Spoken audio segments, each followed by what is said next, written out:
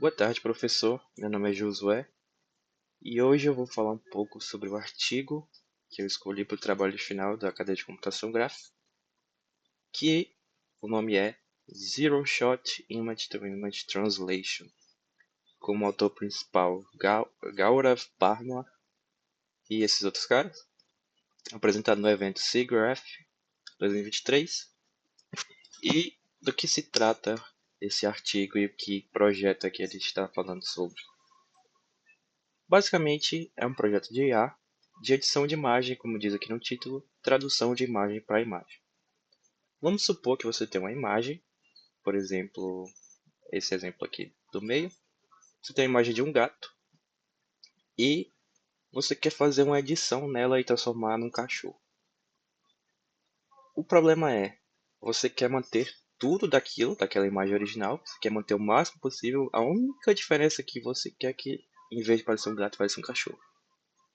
Ou seja, para fazer isso com IA normal, você precisaria de um prompt relativamente grande para fazer isso, para detalhar especificamente o que você quer e qual resultado que você deseja no final.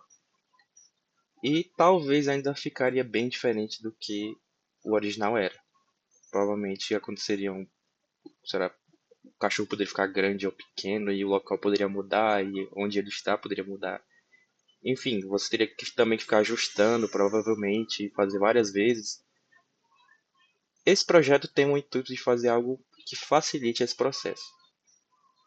Se você perceber, a única coisa que esse código aqui, que esse projeto precisa para funcionar e transformar esse gato num cachorro, preservando o máximo possível de informação da imagem original, são duas palavras, uma de origem e uma de destino.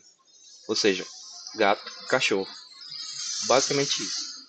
Ou seja, com apenas duas palavras, um prompt de duas palavras, a IA consegue fazer uma alteração extremamente específica, mas extremamente precisa e mantendo o máximo possível de tudo que está naquela imagem original. E aqui tem vários exemplos disso acontecendo, onde a única diferença que você consegue ver da imagem original para outra é exatamente isso: um gato e virar um cachorro. E é muito impressionante, muito legal. Como isso é possível e como é que isso acontece? De uma técnica que eles aparentemente criaram e deram um nome muito inteligente de Pix to Pix, que se baseia em difusão, que é o que a gente vai ver mais para frente um pouco, e que permite os usuários de direcionar a edição que eles querem. Se não me engano, essas palavras que eles gostam de usar, direcionar, dar uma direção à edição. Que é o que eles estão fazendo, você está dando uma direção aqui, dizendo que eu quero que esse gato vire um cachorro. E todo o resto, até, sei lá, a silhueta continua a mesma. E a única diferença que você vê é que agora você reconhece um cachorro em vez de um gato. Que é muito interessante. E aí vamos devidamente introduzir como esse processo inteiro funciona. Primeiro vamos aprender duas coisas bem importantes que vão aparecer com recorrência aqui, que é difusão, transformar a imagem em ruído, em um mapa de ruído, e reverter isso ou para a imagem original, ou então para uma imagem com edições ou alterações que você queira fazer. Outro nome importante que a gente precisa aprender é o embedding, embedding, que é uma técnica de converter imagens, áudios, vídeos e conteúdos assim em números, porque é mais fácil de manipular. E vamos lá para como é que funciona esse Pix-to-Pix. Voltando para o exemplo lá do gato que vira cachorro, como isso se dá, né, esse Pix-to-Pix?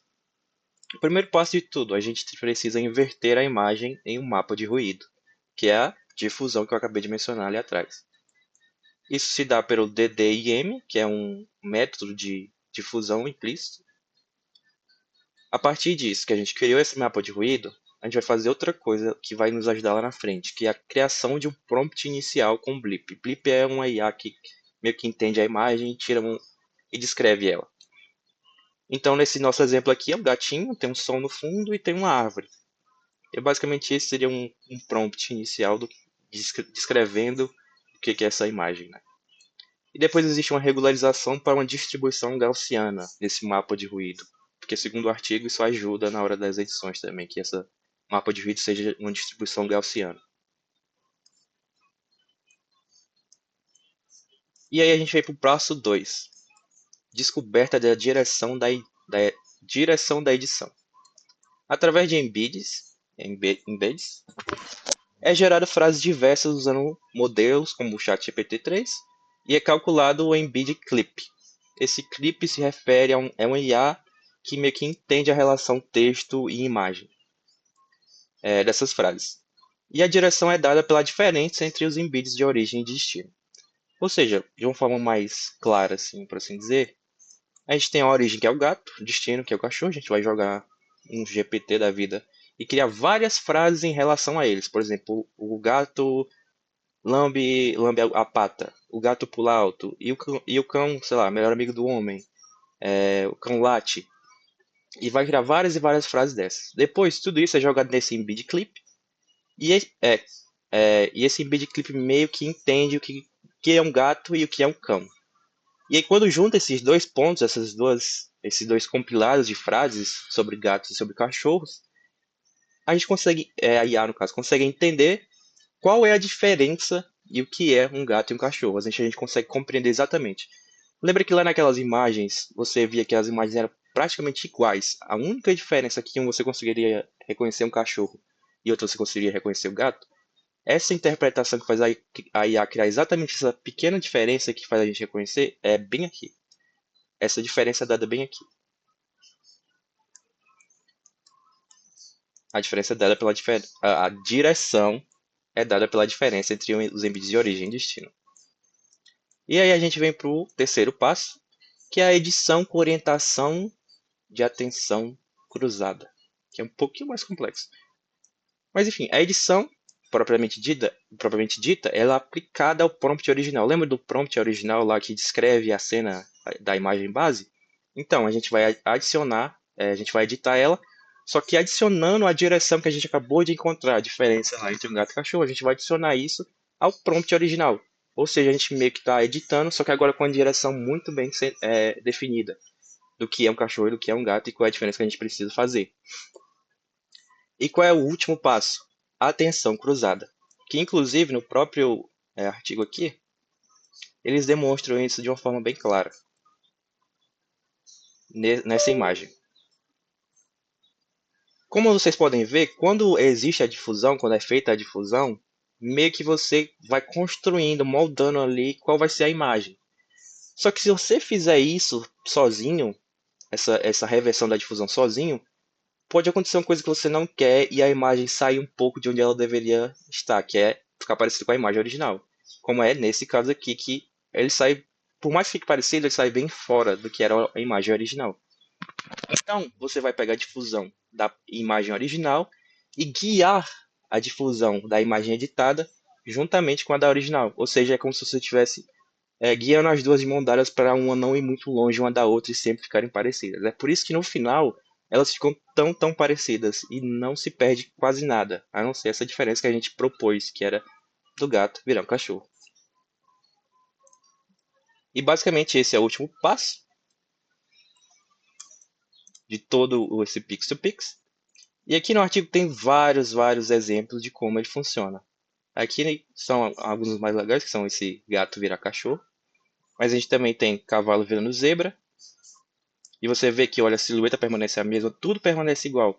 E devido a IA conseguir entender a diferença e ter essa atenção cruzada, você consegue uma coisa muito específica, uma edição muito específica, mantendo o máximo possível das imagens originais.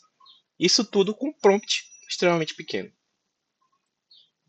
E basicamente é isso. Aqui no resto são mais só exemplos de como funciona e das inúmeras formas que ele funciona. É claro que tem algumas coisas que o próprio artigo fala que não funcionam também. Por exemplo, imagens invertidas de cabeça para baixo e tal, ele não entende muito bem, então ainda tem vários problemas.